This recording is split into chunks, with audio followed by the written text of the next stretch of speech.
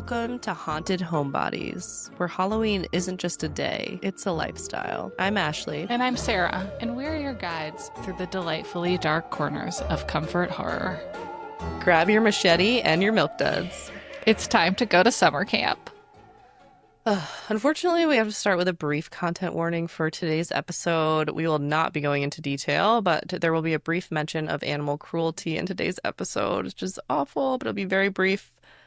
We can't talk about this movie without talking about it. Hollywood sucks, and let's move on from that. Ugh. Thank you for giving me a real life warning for that as well, Ashley. I really appreciated that. I scrambled because I was like, oh my gosh, snake lover. Snake lover on the podcast. I mean, anyone who cares and has a heart will be upset by that. But yeah, it's very you as true. My snake loving bestie. I was like, oh shit. I was watching it and I was like, I gotta text her. Luckily I got it in time. Thank you. So you didn't see it.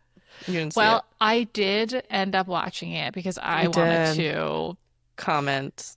Oh. Yeah. But you were at least mentally prepared. I'd never seen it before, but I was mentally prepared, and that made it a whole different experience. Okay. Yeah. Well, let's move on to like happier stuff, and we'll talk about that bullshit later. So let's start by wishing all of our homebodies a very happy Friday the 13th, because this will be our first Friday the 13th as a little cute little Halloween horror podcast. So excited. Love it. Great holiday. One of my favorites. Love when it happens in October. That's the best. That happened last year, didn't it? I feel like we had one last year. I think it did. It was recent. There was one. It might have been the same year where we had one. It might have been the same year where we had like 3 or so Friday the 13th. Yeah. Like there were so many Friday the 13th. I think one of them was in October, and it just felt like whatever the Halloween version of Y2K is, but like good. Yes. This is the most haunted year. Something's happening, and I love it. Good vibes. I have a question for you. I think I already know the answer. Are you a gamer? I am not, because I am so bad at video games. Me too. Do you think it's because we grew up together and never played them aside from maybe Mario Party? I mean, we played The Sims nonstop. Are you a computer gamer? No. No, I don't do any of that. I don't. No, I don't have hand-eye coordination. Right. I don't have the attention span. They always seem like they're going to be super fun, and then they're just kind of fizzle up. I am married to a gamer, so like no disrespect, just not for me. No. And why again, am I asking? I'm bad at them. Why am I asking you this question, Sarah? Well, I just talked about how I don't like video games. There is one video game that I requested my husband purchase, and it was Friday the 13th, the game. Yes, Didn't know real. that existed. Yes, it's real. And yes, it seems very retro when you look at the graphics, but it is relatively recent. I wanted him to buy it because it came out when I was like relatively immersed in the horror community. I was like living my best horror life a few years back, and he bought it for me, and it was like really cathartic while I was pregnant. I would just have these moods where I'd be like, I want to go kill some camp counselors. And I love that you were able to do that. I wasn't great at it though, and unbeknownst to me, the camp counselors fight back. And the first time it happened, I'm walking around. I am Jason. I got my machete. You know, I'm in charge. I am unstoppable, some might say. And someone threw a firecracker in my face. I was pregnant and I started to cry. And Chris is like, sorry, trying to coach me, being like, do something, like just move, like move away, like hit them, kill them. And I'm just like bawling, being like, why would they do that? He's like, you're trying to murder them. What do you mean? Well, okay, but in fairness to you, because they don't fight back in the movie, it's just like death after death. Right. Immediate. Right. And there are those aspects in the game where it's just like sleeping bag against the tree, and I'm like, sucker. But then they like punch me with a dinner like fork, and I'm crying. Whoa. Well, I blame the pregnancy hormones, you know. That's fair. Yeah. Good game though. I will probably whip that out when you come to Maine this summer. Oh my We can gosh, play I am together. actually It's so excited to fun. play this. Retro Yeah. video games are totally different It than, has that retro yeah. vibe, even though it was released, like I said, pretty recently. I think you're really gonna enjoy it, and you just get to walk around Camp Crystal Lake. It's so fun. I love it. That I feel like is all I'm gonna do. Are there Ugh. other activities you can do besides kill camp counselors? Like, can you go canoeing? He can like walk under the water. Well, okay, so you Oh, have to get to a certain level in order to be a camp counselor, and then you can be like the chasee instead of the chaser, oh, who's always Jason. I never got there, and I haven't made Chris play it enough because he's the one where I'm always like, beat this level for me. I love that. But no, you're just basically so far, Jason. It's just me trying to figure out how to not stare at the ceiling or the floor, or like I'll walk into a corner and be like, "Where am I?" Because that's the level that I'm at. I have it set on like the easiest level, and then you can pick like how many counselors will be running around the camp for you to hunt down, and the goal is to like get them within a certain period of time. Wow. You It's so know, fun. this though would, if that is actually what happened in the movie, it would make more sense. Yeah. That like there was just a number of counselors picked to die, Yes. to be there, Yes. to populate it so that they could be picked off one by one for a video game. That's actually now canon in my head. Yeah. It's Cabin in the Woods meets summer Yeah. camp. Yeah. Let's just add Yeah. a summer camp instead of a cabin, one single cabin. Okay. So Friday the 13th was released on May 9th, 1980. So we just passed its 45th anniversary.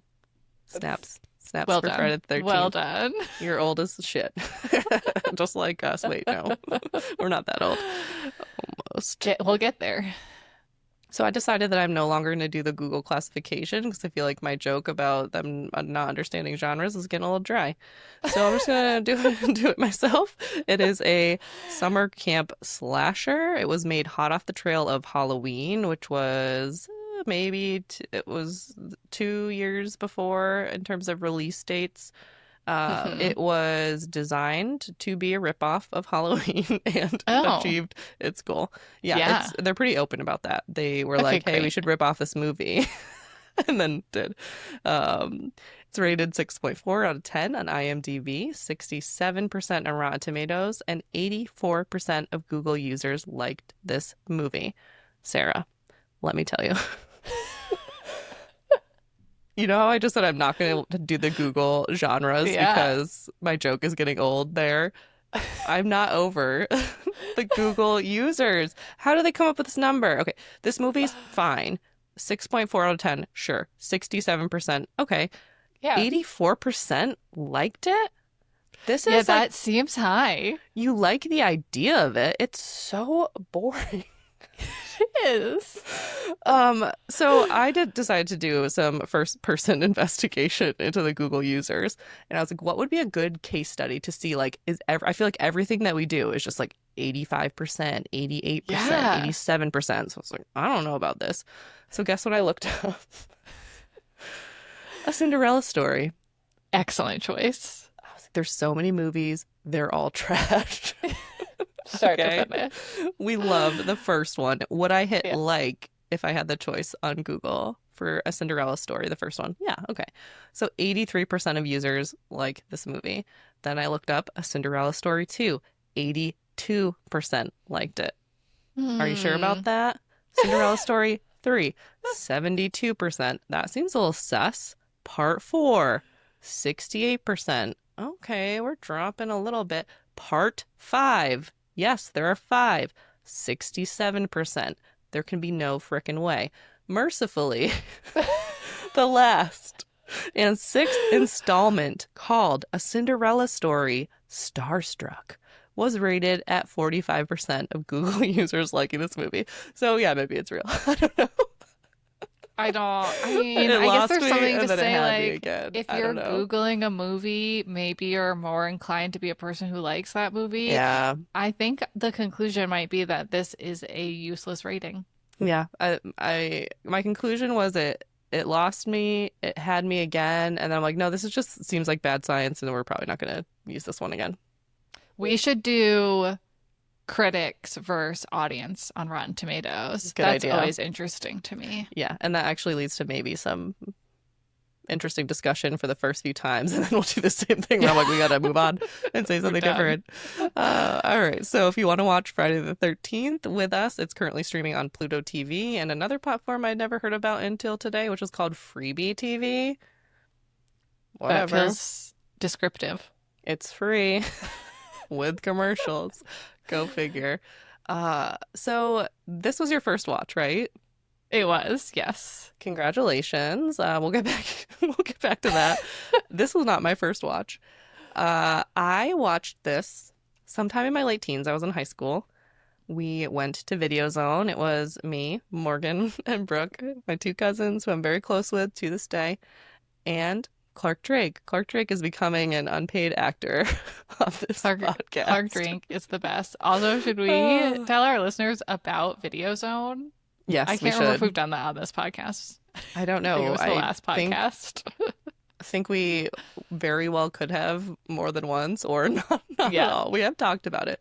But Video Zone was our local like VHS DVD shop.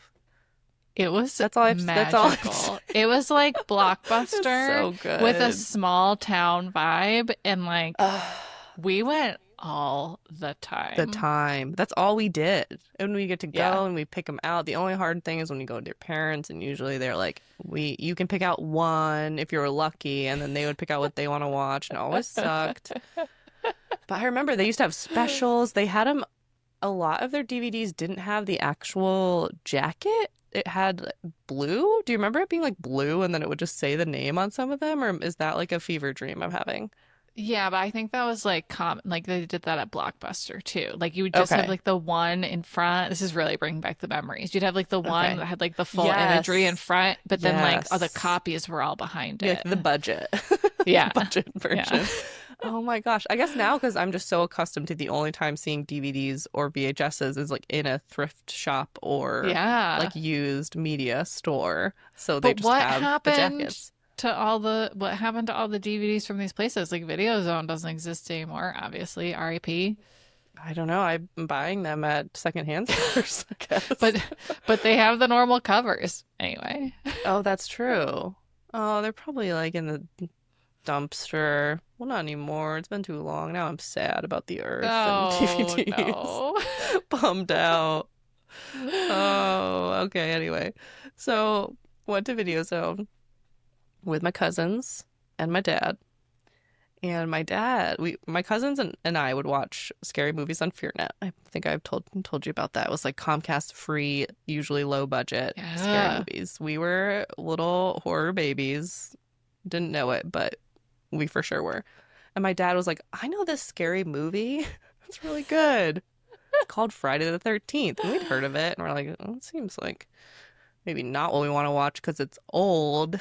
But it was rated R. So we're like, okay. We don't have a fake ID. Sure. Check that out, Dad. So we start watching it. And like pretty quickly, we're all getting along comfortable. Because the common thread throughout this movie is boning. Yes. So my dad, needless to say, left, went downstairs pretty quick. We proceeded to watch the rest of the movie. I remember thinking it was gross, probably more because of the sex than the killing, but it was definitely more gruesome, I think, than a lot we had watched. We were definitely the type who would start a FearNet movie, and if it was like too gory, we would just back out and try to find one that was just like a little more of a thriller. I didn't like it. I was like, this is old and 80s. So it was like basically everything I didn't like back then I like now, like the retro vibes, the camp vibes, the like really silly, over the top kills that are just like so bad. They're good. But still, like, the movie has no plot, and like sex is just like a plot device, and I've never been a fan of that. Will never be. Like, I love movies where we just like kind of pretend that like sex doesn't exist, like Lord of the Rings, where it's like we smooch and then we go on adventures. You know, that's the kind of movie I like to watch personally. I think they only smooch after the adventures in Lord of the Rings. They smooch to celebrate the end, and then we're like, let's go on another one. Wasn't that fun? Like, that's what I want to watch in terms of other people, but that's just my personal take. It's fair. It does nothing I was gonna say there's nothing to move the plot forward It's in this the movie, only but plot. nothing moves the plot forward. Oh man. Well, we know that you have a problem with things that are boring. This is potentially the most boring movie that I claim to like. So, how did you feel? Give me your initial thoughts. Okay, I love that this is your first question because as I was watching it, I was worried because I was finding it so boring and I assumed because this is such a horror classic, right? Oh Like yeah. how often do people reference this movie? I assumed that you loved it Oh and I was yeah. like, okay, How am I gonna how swing am I this? gonna manage this one? Yeah. It's so boring. I Mhm. was so unengaged. I have no idea what any character's name is, not a single Yeah. one. I found myself not even paying attention. Like there are some characters I don't actually know how they died. I would just like all of a sudden like snap back into focus and be like, "Oh, I guess we're Someone's chasing dead. somebody else now." I knew it. I was like, we have to get this out of the way because Sarah's gonna be stressing out, being like, this is Okay, the most boring movie I've ever seen, and like, what are we possibly gonna talk about? but let me say, I did find it boring, but I still liked it, Right? which never happens for me. There's It something was about it. it was vibey. Okay, the summer camp vibe is great. The 80s vibe is great. The very clear, like, we don't give a fuck, but also, like, let's try to make a decent movie. Yeah. There were so many choices where they're like, "Ugh, I don't know, we don't really know how to do that," and they're kind of like, let's just wing it, and then it somehow works out and is like kind of good. I don't find this to be a movie in the franchise that I want to rewatch a lot, but I do. It's like a decent like have on in the background, like kind of Yeah. silly, tune in, tune out. Like it is. It's a comfort watch in that way that it's just got like some vibes, and not much else. It kind of just is vibes. Yes. Similar to, I think when we were talking about Final Destination, we were talking about the phenomenon where people find comfort in rewatching things because you know what's going to happen. In Yeah. Final Destination, they basically tell you what's going to happen. That's comforting. This one, it's just death, another death, next death, with like very little actual fright and fear in between. And I think Right. that's comforting. Yeah. So something funny about this movie is they just decided like let's do like a ripoff of Halloween. They came up and basically the only thing they had was the name Friday the 13th, and they're like, what is the next best thing aside from Halloween? Like Halloween was supposed to be called, I think, the Babysitter Murders or something that like would not have allowed Yeah. it to be the legend that it is today. And they're like, so what other words are like that are out there? They came up with Friday the 13th, and they're like, we have to do this. They came up with a poster, and it just said the graphic very similar to the title card, which the title cards for this franchise. I Oh need my to God, I watch love more them. movies just because the title cards get even more absurd and dated, and I would watch them just for that. But it was basically just that, like kind of the word Friday the 13th smashing through the glass, and then it said something like the most terrifying film ever made. Like, in what world? In what world, sir, is this the most terrifying film ever made? So, just before we started recording today, Ashley and I were having this conversation about all of the thought and intention and time that we put into this podcast. But I would like to remind you that one of the all-time horror movie classics obviously put very little thought and time into planning. And it just goes to show that good marketing can make you a success and then create a legacy, even though you did not deliver. I'm like slapping my microphone. Even though you Do you did have some not thoughts and deliver feelings? on the marketing. That's Yeah. just false advertising. That's there was not a moment, not one single moment of terror in this entire film. I jumped once. And it was Okay. Kevin Bacon laying in bed Oh, and yeah. the blood drips on his face. Mm-hmm. And I am thinking like there's gonna be like a chase scene. He's gonna find the Yeah. dead body. There's gonna be a whole thing. No, and then the arm just comes up and grabs him from behind. Oh, And then this was that's actually the good. grossest part of the movie for me when Mm. he pushes the arrow up through the back of his neck and you see it like come. Ugh, that was gross. So good. Yes, that is widely thought of as the best kill of the movie. Yeah. And I learned about how they did it, all because they go into all the practical effects. I linked like a couple. There's a episode on Netflix. The show is called The Movies That Made Us. They did Halloween and they did Friday the 13th in season 3, and they went through a lot of the practical effects because I think that's one of the best parts about this movie is that they Yeah. did practical effects, and it's obvious, but like they're really cool at the same time. I Yeah. will take that Yeah. over CGI any day. We all know I hate CGI, especially modern Yes. CGI. I hate CGI blood. The downside is that blood was literally poison. They used like the Kodak film stuff that you would develop pictures in. We know how toxic that is now. They would use Mm-hmm. that and then like mix it with some other things to make the blood. And they went through this whole like how they um were able to stab Kevin Bacon through the neck. That was basically just his head and then like a dummy body, and he was like crouched under Oh. the bed like that.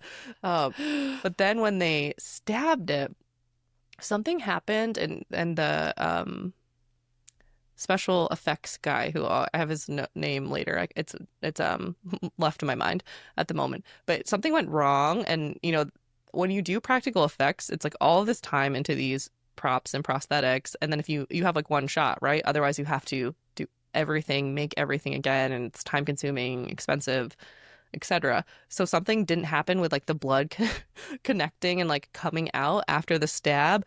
I think the tube came out or was supposed to spout. So he grabs the tube, puts it in his mouth, and blows. So that's why it was kind of like dripping, and then all of a sudden like shoots up and it hit Kevin Bacon like in the face and I think almost the eye. So like his like reaction is genuine, like that wasn't supposed to happen, and they were just Wow. rolling around in toxic goo. So yeah, a lot Oh, of fun behind the scenes little tidbits that I learned. I'm glad Kevin Bacon made it. Yeah, Not his I character, love Kevin but Bacon. yeah, Well, yeah, I know. no, That was a lovely surprise to find him in this movie. I was not aware. right? Yeah, Yeah, yeah. This was early days for him. It was one of his breakout roles? Question mark. I think Ish. so. He was in something bigger before this, and then kind of fell off, and then was in this, and it was kind of fell off, and then was in Footloose and arrived, as I'd one say so. does. Never left. Yeah. So let me give you a plot summary for Friday the 13th because it'll be quick. Okay. This was from IMDb. I didn't know this, but IMDb just lets people, like users, write their own little plot summaries on there. So this is from user Red James. In 1957, a young boy named Jason, this is actually kind of a spoiler. In 1957, a young boy named Jason drowns in a lake near Camp Crystal Lake. The next year, 2 counselors are murdered. In 1980, a descendant of the original owners reopens Camp Crystal Lake with some counselors' help. The counselors get killed one by one by a mysterious person. Could it be Jason out for revenge? Question mark. I don't know, Sarah, could it? One of my favorite things about watching this movie is that the first scene in Scream where she gets this question wrong, and then on the podcast you asked me the question of who's the villain, and I got it wrong. Now I know. Now you know, and you'll never forget it, will you? No. So when I call you with my ghost face modulator, I will probably remember. I don't know. This is a pretty boring movie. That's true. That's true. No, but you cannot No, I'll forget remember. Mrs. Voorhees. She's the Never. only good part of this movie, Yes. arguably. So, I mean, that plot summary pretty much describes the entirety of this movie. Counselors are getting picked off one by one. We also see in real time, which I think is part of what people like about this movie, especially if you're a Scream fan. We see the rules described in Scream laid out there for you. Don't have sex, don't do drugs, etc., etc. Like this is part of that origin story. Scream could not have existed without Friday the 13th being this terrible. Absolutely. Yes. So as the description said, we start the movie in 1958. We're doing a flashback scene similar to a movie called Halloween. I don't know if you've heard about it. Two camp counselors are about to get it on because, like, what else are we going to do in this movie? And they are killed by an off-screen killer. The movie has several shots that put us in the killer's POV. Friday the 13th was not the first to do this. I want to say maybe Black Christmas was, which is a great movie. Far better than this one. We'll talk about it at some point. It's great. But still relatively new to have this perspective where you don't really know who the killer is. So how did you feel about that aspect of the movie and the kind of very subtle whodunit aspect? I mean, it wasn't really whodunit because there were no red herrings, there was no mystery or really like allusion to like who this could have been, but still a whodunit. We don't know who's doing it. The killer point of view thing was interesting. I mean, as I reflect on this movie, that is boring, but like I'm looking back on so fondly right now. I think the cinematography is actually really interesting. Yeah. And a part of it is this, like all of the shots of the killer's point of view when they are watching someone like from behind the trees as they're playing in the lake and things like that. Yes. That, like, if there was any creepy part of the movie, it was that. And there's no the showing of the killer, just like in Joyride, which we talked about 2 weeks ago. Like I loved that aspect of it. I loved that even though it wasn't a mystery, there was still this like creepy unknown feeling, and it was just really well done camera work. Yeah, I agree. This movie should be so low budget and like D level, but then there's aspects of it that are done really well. And I think the cinematography is one of them, and then the score is another one. The music is so well done, and the director, Sean Cunningham, he watched the movie. I don't know how movies work. They shot the movie and then whatever, they're on the cutting room floor. Let's just say that because that sounds like something that is kind of real. And he was watching the movie and he too was like, this is really boring. Like there's no tension. Like how can we add in tension? Like we're not going to reshoot it. Like, like what do we do? And so he was trying to think about how, without showing the killer and having this mystery aspect, like how can we create more tension? So he's like, we need the killer to have like their own little sound. And I don't know if he was the one who came up with that or if he tasked the man who made the music. His name was Harry Manfredini. But if whoever came up with the idea, they were like, we gotta give this off-screen killer like their little vibey sound. So they came up with this like similar to Jaws, like this two beat little thing so that you knew that the killer was there. Like, oh, like when Annie question mark at the beginning of the movie is in the Jeep with someone and then the music starts and then we know we're in trouble. So it kind of gives us that like sign that like things are heating up when early on we don't really know what's going on, even though this is supposed to be the most terrifying movie we've ever seen. In the end, I will just say the score is great. The music in this film is fantastic. Love it. I think he did an amazing job. So after the opening scene, we are back in modern time, which in the case of this movie is Friday, June 13th, 1979. It's Friday the 13th, Sarah. Do you think this is going to go well? Probably not. So now that we're in modern day, we have a young woman making her way to Camp Crystal Lake. And despite me finding this town kind of cute and charming, I really enjoyed this opening part of the movie. Same. This girl is harbinged so hard. The harbinging is harbinging.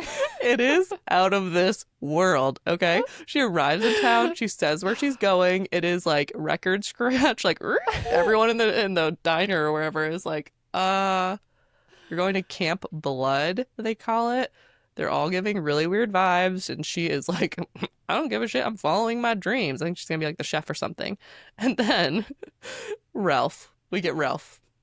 The ultimate harbinger. He is the harbinger to end all harbingers. Okay. Mordecai from Cabin in the Woods. We had feedback about him. He allegedly did this great job harbinging, and we're like, he was just rude. Like, Yeah, he wasn't a good harbinger. no. Whereas Ralph, let me tell you what Ralph says to her. You'll never come back again. Okay, harbinged. Yeah. And regarding the camp, it's got a death curse. Now, I'm not saying this in Ralph fashion. He definitely was hamming it up a bit more. Yeah. And then he hops into his bike and rides off into the abyss. But, like, what more could you want from a harbinger? He's literally like, do not do this, you will die. That place is cursed. I like how the townspeople are like, "Oh, that guy is crazy," but then they're all like, "But he's right." Yes, the creepy well, little but they truck don't say he's driver. right. They're just like, that guy is crazy, and also you shouldn't go to this camp.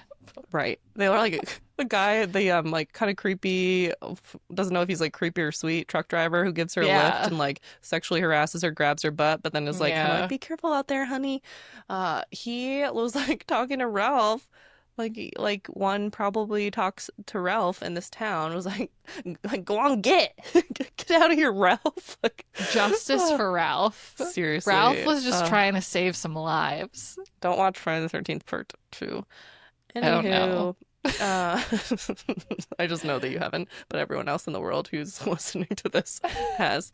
I don't really remember, but I feel like it's not going to end well for Ralph, who, go figure. He's just harbinging too good. Like, he must be stopped. It's true. Be stopped. Someday he's going to save somebody, and that doesn't work. Exactly. So we get to camp. We're at summer camp. The vibes are vibing. I'm loving it. I have to tell you, Friday the 13th was camped. I'm just camping. Friday the 13th was filmed in Hardwick, New Jersey, and is an actual real summer camp. They just went to a summer camp, shot there. It's called Camp Nobaboscu. Wow, I really flew through that. Something like that. But you can visit there. They do Friday the 13th movie showings. They do tours, occasional overnights. I really want to go someday. That is amazing. Join me, also, won't you? I love that it was filmed in New Jersey. Mm-hmm. Nobody has a New Jersey accent until the very last scene. The girl who survives, whose name I still don't know, she says something like, "What about Jason? He came out of the water." And that was their one New Jersey accent. The water. Oh, the water. Good catch. He came out of the water. I would have picked up on that. But you don't remember her name, but you remember that. Her name was Alice, Sarah. Justice for Alice. I wouldn't have even guessed that. No. Yeah, that's not a good final girl name. She's a terrible final girl, but we'll get to that. Yeah. The only other thought that I had about the summer camp was Kevin Bacon in a Speedo. He's got his shorts tan, but then the Speedo. Yeah. More Kevin Bacon love. So once we're settled in, we meet this whole cast of characters. The counselors all seem like very stereotypical, like very shallowly developed characters. It's fine. We all know that they're doomed. And guess what? Ralph comes back, pops out of the pantry, and harbinges them again. Well, so technically, the one he harbinged, she's already dead. She's been killed. I didn't mention that.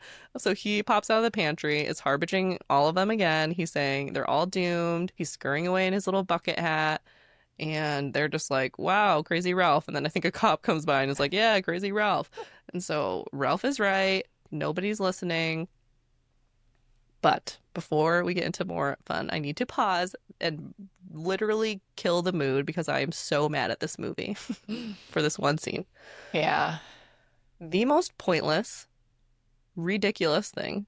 They have the scene around this time in the movie where a snake comes into the cabin and then they kill it with a machete. Why? Mm-hmm. Unnecessary. It's graphic. It's stupid. And I could probably move on from it, except for that I learned that that was a real snake. And it was the handler's like pet. And they did not tell him that they were going to do this. He just brought his snake, was doing his thing, and then they killed the snake in front of him, and he had to be like restrained because he was so upset. Ugh, it's just so awful. And this used to happen a lot. And I don't think it's like safe to say that like things are fine now because they're not. Right. Because Hollywood sucks. But in 1980, which was the year after this movie was made, that was when they came up with the like no animals were harmed thing, and then you had to do certain practices in order to be able to say that so that people didn't freak out literally because like they obviously don't care about animals. They just care about people not freaking out. Yeah. Yeah. I hate it. That is terrible. It did make me feel not at all bad at any of the characters dying. No. No. Yeah. Like, this is what I have to say about this. It's awful. I feel so bad for that man. I cannot imagine having your pet murdered in front of you. For no reason. Literally no reason. A snake of all things would be so easy to fake killing. Ugh. It's so dumb. It's so dumb. And like, just want to put it out there into the universe. Nobody wants to see an animal harmed in a movie ever. No. Period. Nobody wants to see that. And that's all I'm going to say. We're going to move on. I hate it. I hate it. I hate it. Same. Okay. I wanted to abandon talking about this movie because I hate it so much and I had forgotten about it. And I think I also just assumed it was fake until I learned it was real. And then I was like, that is disgusting. It looks fake, which is almost more infuriating. I know. I know. Anyway, back to killing the humans as we should. Okay. Do we care about the camp counselors getting picked off? No, we don't. Not even It's a movie, and it's fake, and it's practical effects. Okay, I'm gonna come off my and none of the characters are very interesting. No. Gosh, when the snake killer gets it, I'm like, yes, justice for the snake. Yeah. So let's get into the kills a little bit more. We kind of already touched about it with the awesome Kevin Bacon character kill. Do not know what his character's name is. No. I think one of the earlier ones on, though, really gets into the fear of having to go pee at a camp at night. That will never not be scary. Never not be scared. She doesn't seem scared. She's about to get murdered. No. She's not scared. That scares me so much that on my road trip, I bought this like little like female urinal device so I wouldn't have to go outside and pee. Yeah. I was like, I'm not doing that. That is, I've seen scary movies. I know I've been harbinged, okay, by my own movie viewing. I know. But yeah, so this girl, she's just like meandering around in her underwear, talking to herself in the mirror, and then gets like literally axed in the face. It's kind of intense. Yeah, that was a classic, like, that was a good killer point of view one where he's like advancing on her and then it just cuts away and then it cuts back and she's got an axe to the Yes. This was a good one. This is where I've got the names of Tom Savini. He's the one who did the practical effects, and he said that they cut it that way so that it's less obvious that it's a rubber axe in her face, which is true. They did something where they had the real axe. And I don't know, there's something about like having the real axe or making a sound that they made in order to like have that effect of like you feel, I think she like swings and misses and it like hits something or something like that. Okay. And it gives that impact of like, oh, this is a real weapon. So that then when you don't see that impact, you're like, well, I've already like gotten my brain on board. It's like these little psychological things that I think are pretty cool. So I already mentioned that like behind the scenes show on Netflix, and there's just like lots about this movie because I think Tom Savini just went really hard on these practical effects and did some really cool stuff. Whether or not it would hold up today to even like the mistreatment of actors and himself, like in consuming this poison blood. Yeah. Still cool stuff. Recommend people learn more about that. But for the second time on the podcast, Sarah, I would like to know, what was your favorite kill of the movie? Second, but not the last. I am sure it will not be.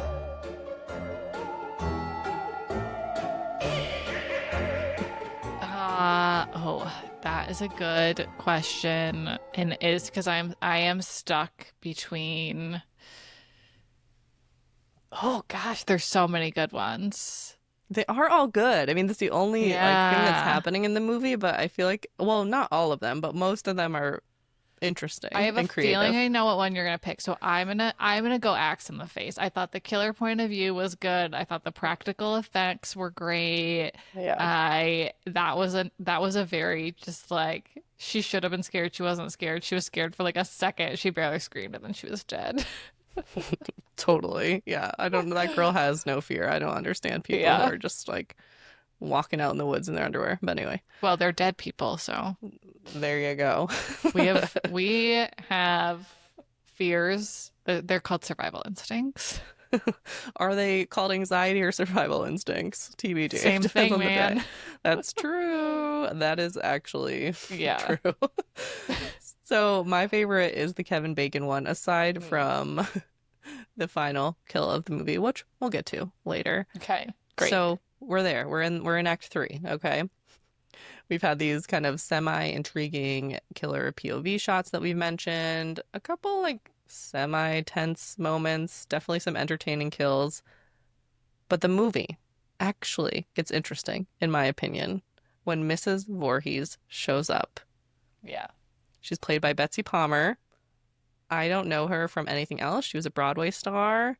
I thought she was phenomenal. Like, I don't think the acting is as bad as it should be in this. Like, I don't think the acting is really a No. problem. It's like kind of fine for the most Yeah. part. It's a little Uh-huh. weird. I guess a lot of them were like off Broadway stars as well. They just like plucked them and were like, come be in this movie and then like go back to Broadway, do whatever you want to do. But yeah, I thought they were all like good actors, but she was so good. I guess she got the script and was like, this is shit.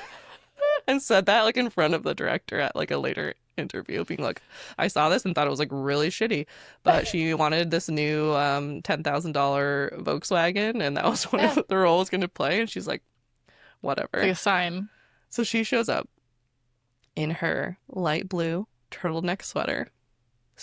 For the first like couple seconds, she seems really sweet. So I want to know what you felt when she comes out and says she's an old friend of the Christies. I was barely paying attention at that point because I Oh was so bored by no. this movie. Oh no. But let me just say that Mrs. Voorhees is where this movie, which has not been campy Yeah. in the metaphorical sense, obviously it Right. takes place at a camp. This movie was not campy until she showed up, and then it dials the Yes. camp up to 10. That is part of why it gets interesting. And she has this whole like Smeagol Gollum, like she's talking to herself, Yeah. like and it's clear that it's her. She literally lays out her entire. She has like a monologue laying out her entire motive and revealing that she's the killer, kind of in one fell swoop. And it is very campy and almost cheesy, but I feel like still creepy. Like, I don't know, she's Oh, able to yeah. deliver it in this way that is so cheesy, but also I'm like, I'm scared of her. She Yeah. is just this level of unhinged. And also at this Yes. point, we know that she is some sort of like upper middle-aged killing machine.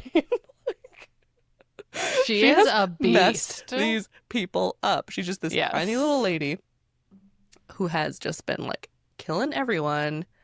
And also, like, did she change her sweater? Like, she's not bloody.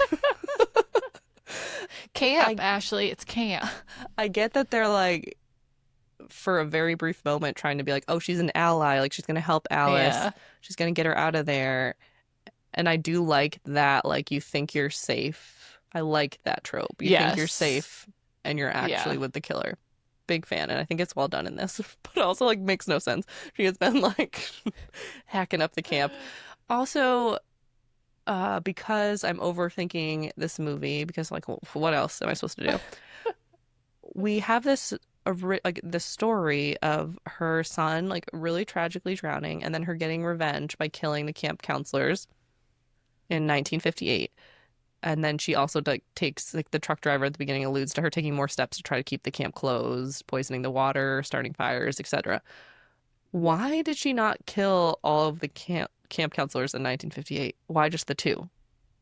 Oh, Ashley, you are definitely overthinking this movie. Like, nobody that made this movie asked that question.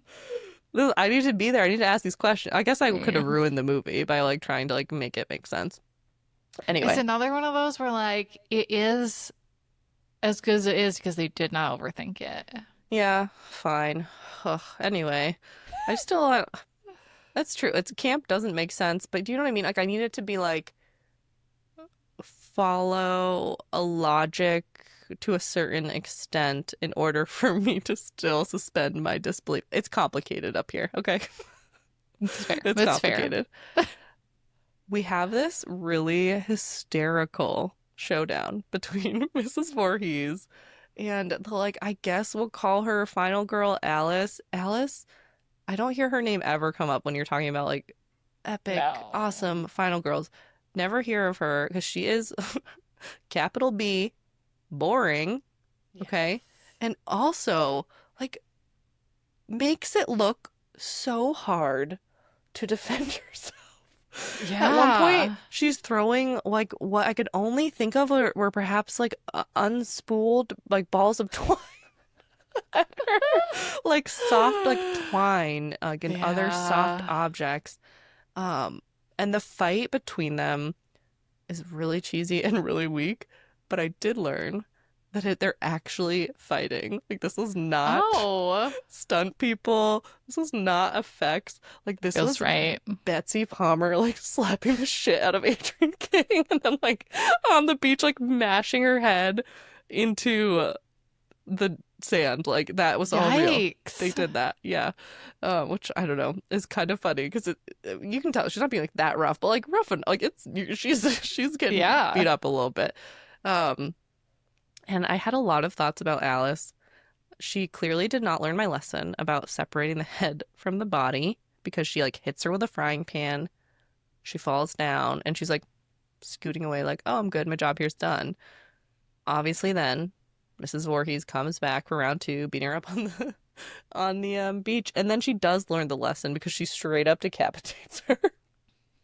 What a turn of events from twine and gentle boop on the head with a frying pan to full on decapitation. Were you ready for that? I thought that that was gonna be your favorite death of the movie, the decapitation. It was It's a a pretty good close it's a one. close second. Yeah. I think I don't know, maybe I'm just like over decapitations. I'm like To be been there, fair, done that. It was unexpected. You also have to understand. I saw this movie for the first time when I was probably 16, 17. I have now seen it yeah. so many times since then. This is your first time seeing the beheading, so it's probably a little more exciting. I was not excited by a lot in this movie. Which again does not mean I didn't like it, No, but it's fine.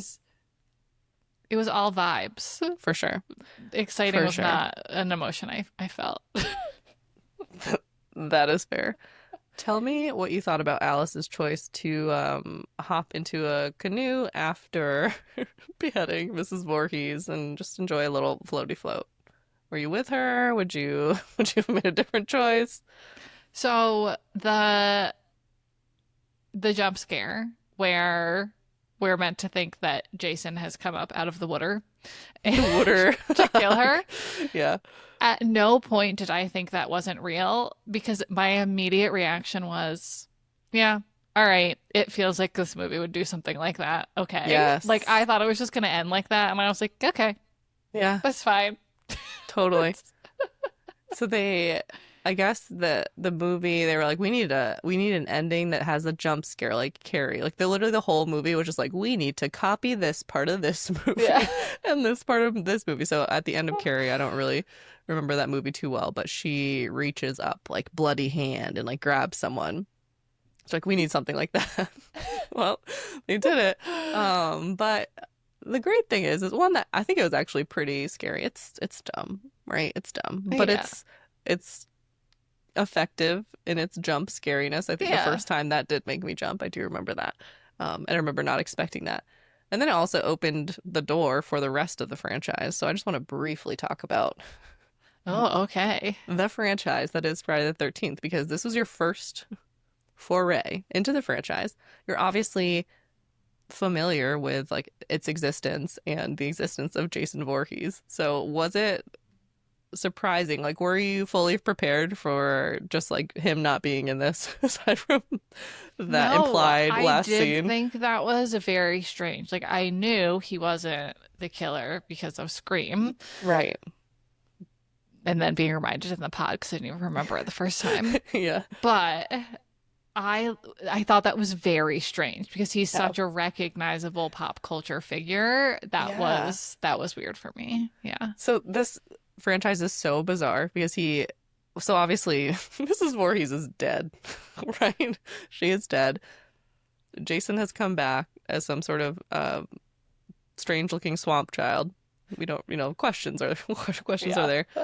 So then in the second movie, he is the killer. I mean, he's just the killer for the rest, I think, except for like one where they randomly are just like, it's a Jason impersonator. I don't remember, but I'm having like a weird recollection of that. Like this franchise is so weird. But like, what Jason Voorhees looks like, right? Like Yeah, hockey mask, totally. kind of grungy outfit. Like, he didn't get the hockey mask till the third one. So you watch the second one, and Weird. he's literally wearing like a potato sack with like one hole cut out of the eye. I can't wait to Oh, cover these other movies. oh, they're so funny. Like we will not cover every one because some are just not worth our time. But there are Sure. some that are just like way more entertaining than this, and also just like if you can imagine it, like dumber. I can. Somehow I Yeah, can. I Because, know. like we It's weird. said, it was a boring movie, but Yeah. so many things about it were well done. Yeah. But horror sequels are never well done. That's true. That is true. And they really went places. Like I think because this franchise was so all over the place, and it started with the like, I don't like the dilly gaff. Do I look like I give a fuck attitude? That they just rolled with that. We're just gonna try this and try that. Like they weren't worried. Like with Halloween, it was like they had this movie that was just like, wow, what a masterpiece, and you just really captured something, and then they just Mm. didn't know where to go from there. Whereas this movie, they were just like, meh. Let's see. Wasn't a masterpiece to start with. Whew. But It was again, something. I enjoyed it. Yeah, same. It brought Same. me a good feeling, Yeah. which I recognize as messed up. Yeah. No, I hear you. I hear a lot of it was kind of calm, Yeah. Pretty tranquil. Yeah. All Mrs. Voorhees really did was make it calmer. Yeah. Those were some rowdy kids. I'm also just like with her. Yeah. I'm just They with were her. they were obnoxious. Mm-hmm. Who plays Strip Monopoly? This is what I'm saying about this movie. It's like you can just not be talking about sex and like giving sex eyes to each other for like 5 Yeah. seconds. It's gonna be Yeah. okay. Like we get it. Right. So to wrap on this film, I have something that's not a game, but I don't know what else to like where else to put this in. And it has to do with my father again. Great. It's like a Clark Drakeism of the episode, and not the first time we've talked about his really cute quirks. He's So, adorable. Hi, Clark. You're one uh, of my favorite people. he's so great. He's so great. He did have this typical dad trait of occasionally wanting to scare his children. This is a dad thing. The dads that like go outside and like knock on the windows and then run away. He never did that. I had an uncle who do that, but I don't like that uncle. But anyway. I wouldn't like that uncle either. It's Yeah. terrifying. We lived in the middle of the woods. Yeah, yeah. So, but my dad was not immune to this, okay? I don't know. You like are born you're born.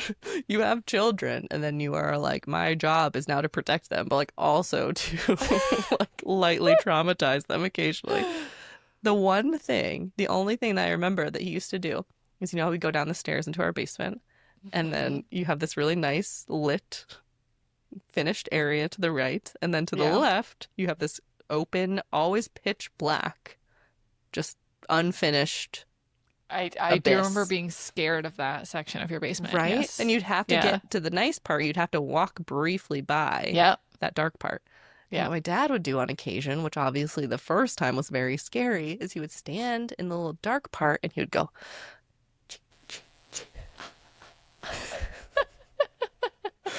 And he still does this whenever he's like trying to be creepy, just not even hiding. He'll just do the little Jason chant. Very out of character. But he's just always like, I don't know, there's something about Friday the 13th that connected with him too, probably because it's like outdoors and, not that scary. But I want to reveal to you something, Sarah, that is going to make you cool in the horror community. Or Okay. cool to me, at least. You're already cool to me, but, here All we right. go. So, everyone thinks it's spelled CH, and then like AH. This is like Okay. everyone agrees to, okay? It's All not. right. That's what it sounds like. It's not. It's like KIKIMA. I'm like, did you hear the difference? Do we need to like We need to clean up the audio and amplify my voice. If you would, Sarah, click on the link that I sent you there. I on did the my notes. homework. I did this before. You listened to it? Okay. I did. So, well, I didn't, I guess the game was going to be for you to pick and then whatever, I just ruined it. But the really not, like, I'm going off on this, okay? It's really not that interesting, but it is semi-controversial in the community. But the man who made the music and created this very iconic sound that carries through the rest of the series says it's Kiki Ki Ma Ma Ma. So it's shortened for kill her mommy, which is like the delusion that Mrs. Voorhees is having. So it's like the kill her mommy, kill her. And it turns into Oh. Yes, and this is our version of the Laurel and Yanny debate. And now we will sign off. The only thing important to me is what Clark Drake thinks it is, so. Yeah, that's true. I don't really care anyway. Yeah. Nobody, I just tried to demonstrate the difference and they sound exactly the same. Yeah, they kind of do. If anyone asks, it's Kiki Ki, Ma Ma Ma, and you can say it like that. Not chi chi chi, ah ah ah, and get really sassy and attitude and know it all about it, okay? Love it. Thank you for arming me Sounds with that. just like you. Okay, that's it for today's Comfort Horror Recap. Sweet dreams, homebodies. And now it's time for your bedtime story. All right, Sarah, this is the tale of Bicycle Larry and the old narrow gauge trail. So there is a path that runs through the forest in the small town of Randolph, Maine, that according to Travel and Leisure is one of the 10 most haunted forests in the world.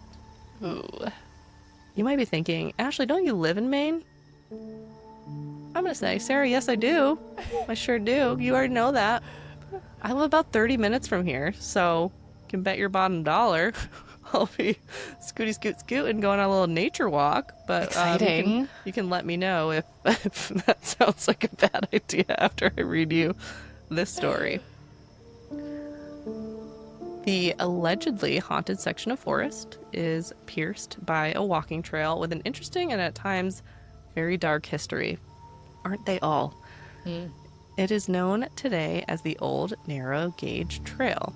The trail was originally a railroad built in the late 1800s that spanned approximately 5 miles and was utilized for transportation of people and of goods from Randolph to and from the nearby Togus Veterans Hospital. Now, Sarah, I'm guessing that, like me, when you hear late 1800s and hospital in the same sentence, your red flags are like, wee-oo, wee-oo. I know where this is going. Strangely, no, that's not where it's going. Wow. Right? All that foreshadowing for nothing. So I tried to sniff it out because that's what I thought too. I was like, oh, I'm going to get some dirt on this hospital. And I didn't do a deep dive because girl don't have time for that anymore. But yeah. I really didn't find anything. Usually it's just right there. It's just like abuse, neglect, mayhem, feces. It's just very sad. None of that. I didn't see anything. Feces.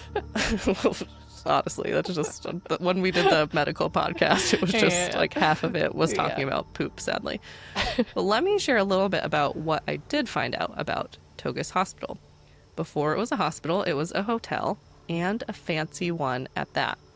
In 1858, the Togus Springs Hotel was opened on what was said to be a healing ground by the Wabanaki Native Americans who originally inhabited the land. A man named Horace Beals invested a buttload, that was my writerly adjective there, a buttload of money into the project, somewhere in the neighborhood of $250,000. Of course, I tried to punch this into the U.S. inflation calculator.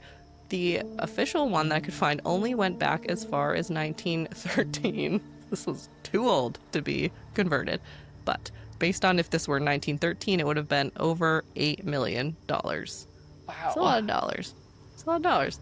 The hotel was outfitted, though. It had everything. It had a full-size pool, a racetrack, a bowling alley. It had other amenities. It was just this big luxury hotel. Mr. Beals was hoping it would be a success, like this other place that I don't know anything about called Poland Springs Resort, which is still open. It's also in Maine. he was wrong. I don't know if he was a nice guy, bad guy. I don't know if I feel bad for him. It didn't happen. His investment did not pay off. Within a decade, I don't know if it was like closer to 10 years or less than it wasn't open for long. It closed, was sold to the government for $50,000. Wow. Too bad. The government was then like, I sound so callous. I'm like, sucks to suck, buddy. So the government converted the hotel into the National Asylum for Disabled Volunteer Soldiers. And by the next summer, 200 or so men, mostly Civil War veterans, were living there. The population continued to grow, and quickly, as typically happens with these type of places, and it approached nearly 1,000 by 1872. So by then, the name had changed to the National Home for Disabled Soldiers and functioned as if it were a standalone town. Like, they really built this place out. They had a butcher shop, a blacksmith shop, a shoe factory, a fire station, a library, a theater. Like, that is just part of the list. It was like its own little town. Whoa. I know. It's kind of cool. Then the number of veterans living in the National Home for Disabled Soldiers reached its max in 1878 at around 2,800. Now the red flags are like, right? They're like, dude, that seems bad. Like starting at 200 and now we're at 2,800. Like, I feel like I've told you this story before and it turned out bad. Again, nothing. Didn't find a thing. I mean, maybe it was just that big and they'd built it out and everyone had their own nice, cozy little bed around it. I don't know. I couldn't find anything on descriptions of abuse, neglect, and poor living conditions. Like I said, I didn't really do a deep dive or search for it. It just wasn't right there for the taking. Okay. Yeah. Basically, can't rule it in, can't rule it out. So the story, I'm just like, what is this story? What's going on here? Okay. Also, it's still operational today. There's a hospital there. Yes. So they he invested this money. It did not work out for him, but he built a solid foundation. So it is currently the Togus Veterans Administration Medical Center. It was the first VA hospital in the country, and it's the only current VA medical center in the state of Maine. Interesting history. I'm not scared. Truly. Are you? No. So I mentioned that there was a railroad that served Togus Hospital. It was active from 1890 until 1929, at which point it abruptly closed because it had been, I don't know, making money, moving coal to and from or something, and then they gave the coal transportation to the truckers, and literally the railroad immediately closed. It just stopped functioning. Okay. It remained abandoned there for a long time until 1985 when an Eagle Scout troop was like, we should do something with this creepy old abandoned clearance through the woods. And it was made with the help of the town of Randolph and some other organization into a walking trail that's known as the Old Narrow Gauge Volunteer Trail. Narrow gauge is the term for the type of train, if you're a cutesy person who likes trains, like my husband. Hey, adorable. So yeah, really nothing sinister, so sorry. Until November of 2004. Yes, that was my reaction. I was like, this isn't so bad. It gets bad. Okay, so there was this man known around Randolph as Bicycle Larry, and he was called that because he was just always riding around town on his red bicycle. Bicycle Larry.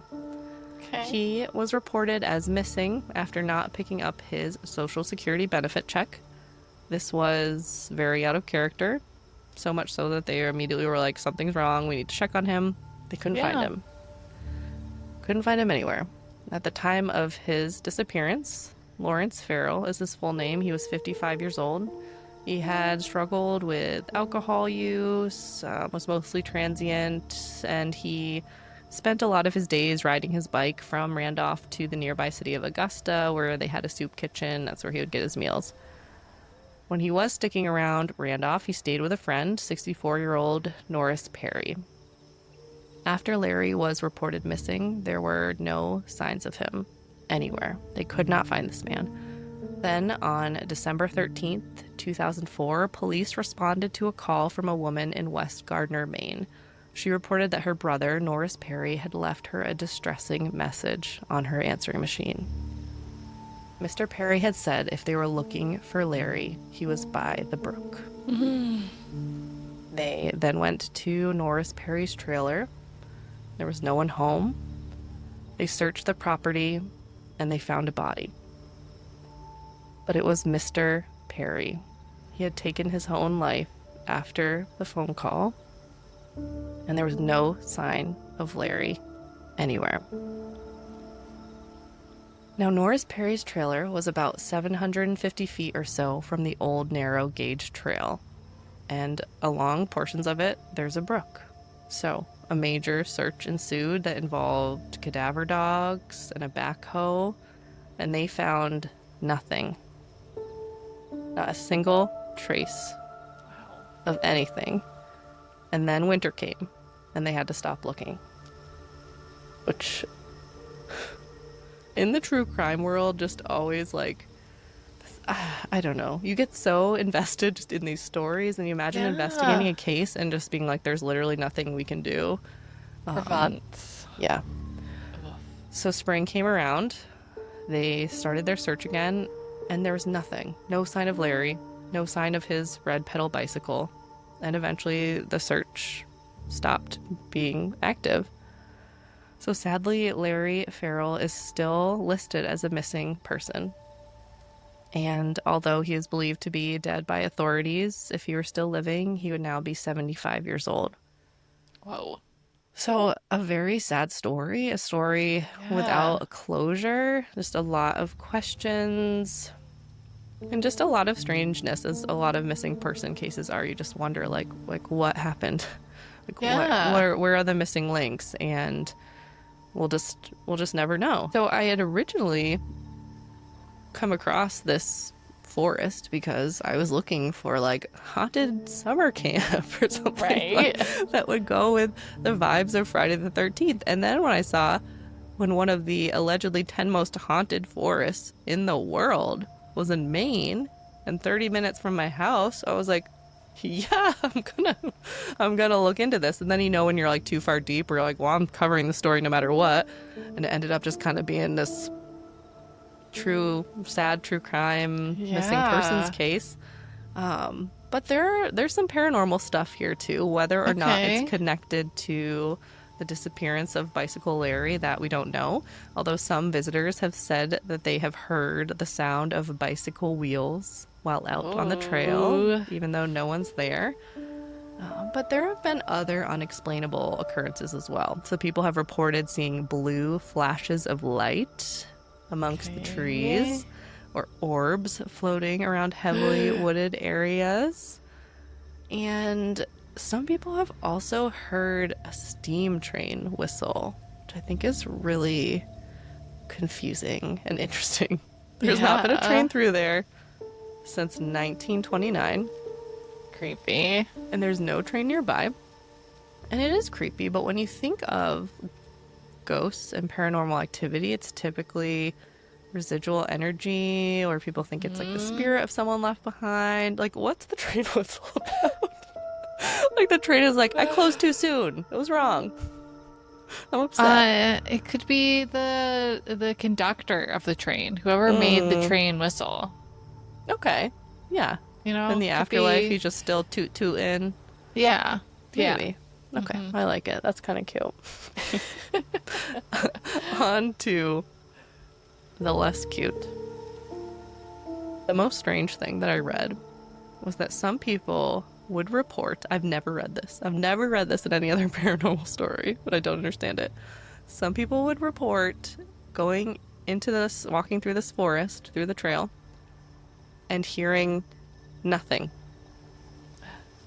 Nothing. No birds chirping, no wind rustling through the leaves, nothing. Just all of a sudden, it's like, whoom, the sound goes off. The world is put on mute. It's so weird. Like, what would that be like? I'm just trying to imagine it. Because, we've had those experiences. Like, it happened in one of the places that we were staying in, I think it was Montana. No Wi-Fi. no one around. And there were moments where we just like were relaxing and wouldn't be talking, and we didn't have like a TV or Wi-Fi. And it was so quiet that my ears would like ring a little bit. Like you don't realize how often you just don't have like complete silence. And where I live, it's like never like that. Right. It's just so interesting. I don't know. I'm wondering, like, experiencing that, like, crunching along, and then all of a sudden it's like sound is gone. That's so weird. It must be very disconcerting. That sounds terrifying to me. Yeah, that it is. It's like it doesn't sound that scary, like, compared to what I'm about to say, but experiencing that would just be so bizarre and chilling. So on the other side of the silence is the disembodied screams. Of course. Of course, right? So several people have reported walking down the trail, hearing a disembodied scream, looking around, searching for who needs the help. There's no one there. One person had the privilege of being repeatedly yelled at to get out. Harbinging. He was harbinged. Yeah. I don't know the end of that story. I did watch an actual ghost hunting YouTube group walk through the trail and do their thing. Wow. Yeah, it was kind of fun. I love a good ghost hunting story. They're so campy. I don't think that they mean to me, but I love them. I gotta encourage you to not go to this place on your own. You think so? Bring Chris. Wait till I get there this fall. You know. Are you harbinging me? I'm harbinging you. I don't know. Something about it tells me I'm fine. Yeah, see, that's what I don't trust. No? No. You think I'm not being cautious enough? It's drawing you in. Ooh. Mm-hmm. Scary. Mm-hmm. Yeah, okay. But if you do go, let me know how it is. You're like, bring some EVP equipment and keep your video on record. Maybe I'll go for a walk and I'll FaceTime you. Well, see, here's the problem. Am I willing to go and get a little freaked out? And, you know, I'm not like scared of this stuff. I'm scared. Putting it in air quotes. I don't know why. Because I don't know.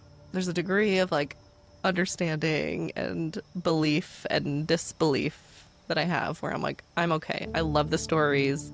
Some scary things have happened to me, but like, I feel okay about it. What I don't feel okay about is that I'm like full-time caring for my child and like, I'm not going to take him for a walk there after reading this. You know what I mean? Yeah. Like, you know, that's where I draw the line. Like, he's not ready for this. He has not been through it like I have, you know. Mm-mm. No, you leave Jed. Battled Jed my behind. demons. Yeah. I don't know. We'll see. I mean, at the end of the day, it's just like, I don't think that this place is so infamous that like people aren't going there to like see paranormal stuff. Like, I don't think it's that infamous. It's like people are just going there to walk their dog. Isn't it supposed to be one of the most haunted forests in the country? I guess, but like, I don't know. I've never heard of it until... Maybe forests aren't really haunted. I mean, this was like... Yeah, exactly. Like, we're really like scraping the bottom of the barrel. This is 10 most haunted based on like, that is the clickbait title of an article I found. All right. It was Travel and Leisure, so like relatively decent journalism, but it's not like the New York Times. Yeah. Okay. Because they're not doing paranormal stories. I would like to see them That would do be that. That'd be fun. Great. Thanks for listening to another episode of Haunted Homebodies. Make sure you like and subscribe wherever you listen to podcasts. And remember, when in doubt, just stay home.